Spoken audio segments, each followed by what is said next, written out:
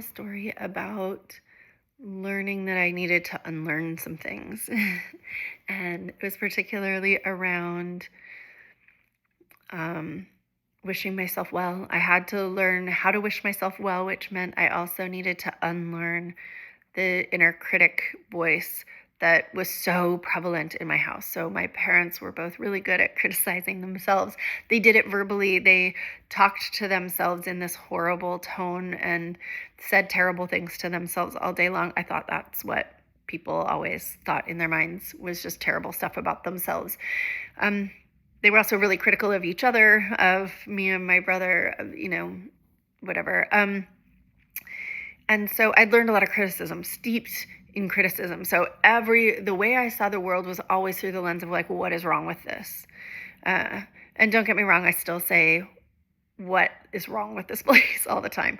But eventually I was realizing that wasn't working for me anymore. It was really working against my life force energy, which was at the time what I was trying to reclaim.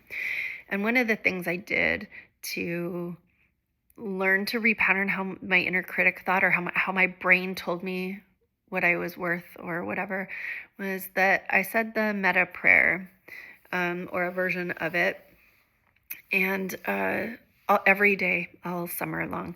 So I built my husband happened to at the time buy me a rocking chair that we put on the front porch, and I was in a group where we were saying Metta a lot for lots of purposes. And I decided to tell myself a version of it every day for the summer. And so every day I would make my tea and I'd go outside and I would light some incense and a little candle that was in like a concrete thing. This was all safe. I had replanted the garden bed right there, and I would sit in the chair and I would say Metta to myself. And I would say, may you be well, may I be well, happy and peaceful. May no harm come to me. And hearing myself say that out loud was a transformational summer where I could really feel like the nervous system repatterning what it meant to wish myself well.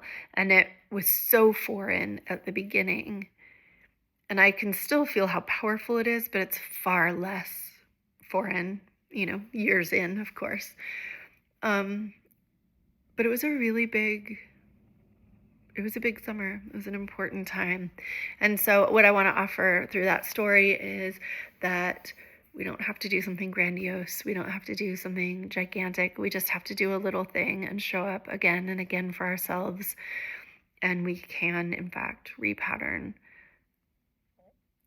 the lens through which our nervous system sees the world. And therefore we can repattern the lens through which we think, through which our inner voices talk to us and tell us who we are and how we are.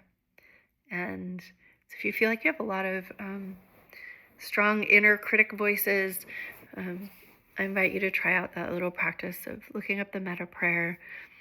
And it's also called like the compassion prayer.